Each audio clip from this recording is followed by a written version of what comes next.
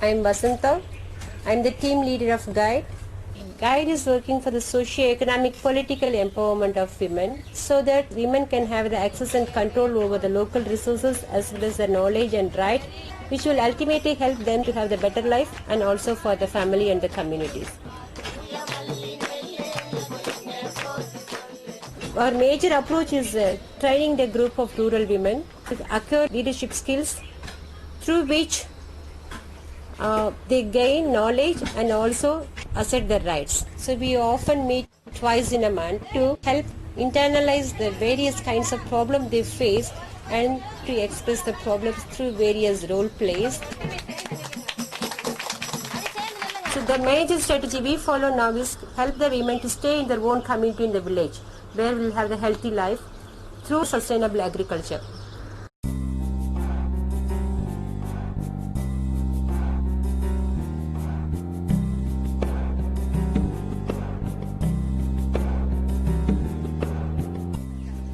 My name is Yellama. 8 வருஷமா நான் இந்த சங்கத்துல தலைவியா இருக்கேன். வழிகாட்டி சங்கத்துல நான் ஒரு தலைவியா இருக்கேன். இப்போ வந்து வியாபாரம் பார்க்கறேன். நாங்க அதுக்கு முன்னால இந்த வியாபாரம் எல்லாம் பண்ணது இல்லம்மா. இங்க வந்து எங்களுக்கு ட்ரைனிங் கொடுத்தாங்க.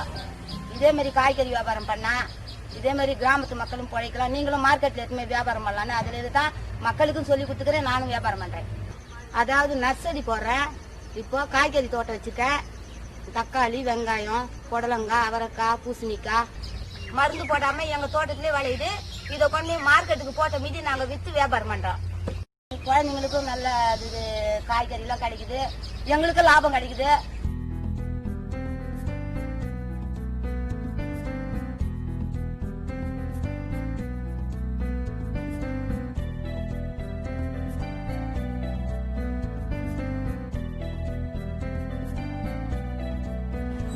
I'm Gilbert Rodrigo, Secretary of GUIDE and founder too. GUIDE is an organization working for protection and promotion of rights, and so we encourage women to come together and make their own livelihood.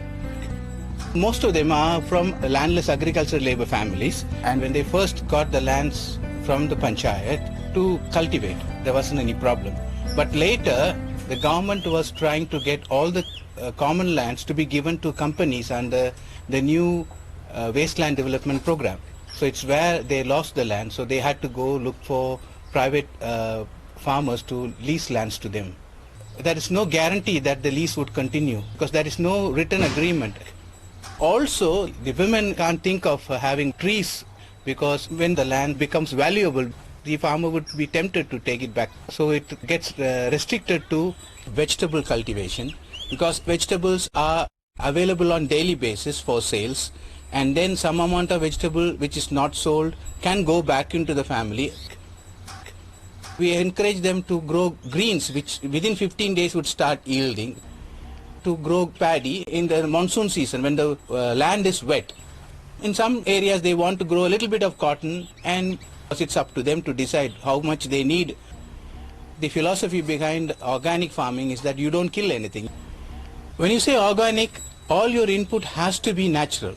You have to use the natural leaves like this, you have to use cow dung, you have to use the cow urine, and which is very high nitrogen content, and you have to use plants which continue to provide nutrient to the soil.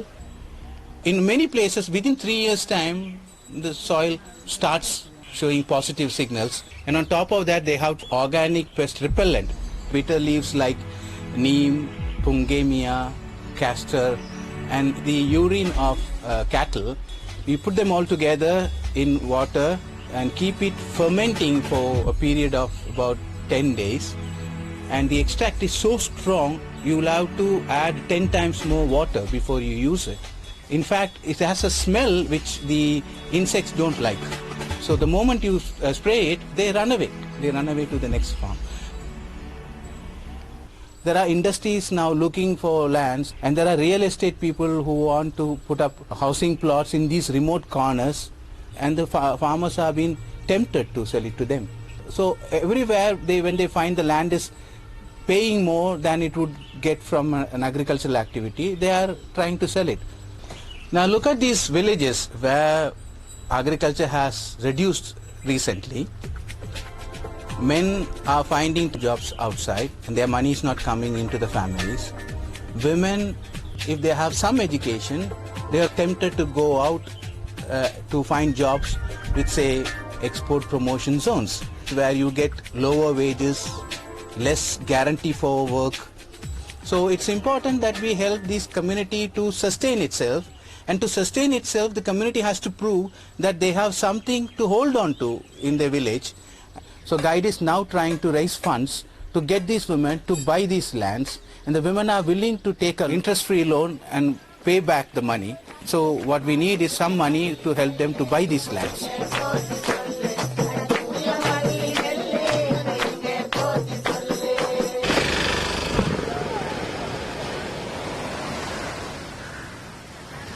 As soon as we started getting involved with the fisher communities after the tsunami, we realized that there's no coordination at all among the community.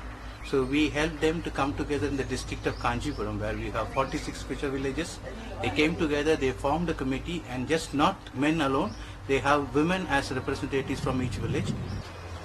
It's been known that the fisher communities don't allow the women to be part of the decision-making process, but the men are now accepting that these women have been holding trade as their area of expertise, and it's now recognized. அப்படின்னா அந்த தைரியம் கொடுத்ததே வந்து நம்ம வழிகாட்டி மூலியமா தான் எங்களுக்கு அந்த தைரியம் கொடுத்தது. அந்த அளவுக்கு நாங்க முன்னேற்றம் அடைஞ்சிருக்கோம். இன்னைக்கு நல்ல தைரியமா இருக்கும். நான் பரஞ்சோதி, நான் கைட்ல இருந்து வரேன். இந்த மீனவ மக்களுக்காக நான் வந்து பெண்களுக்காக நான் வந்து பாடுபடுறேன்.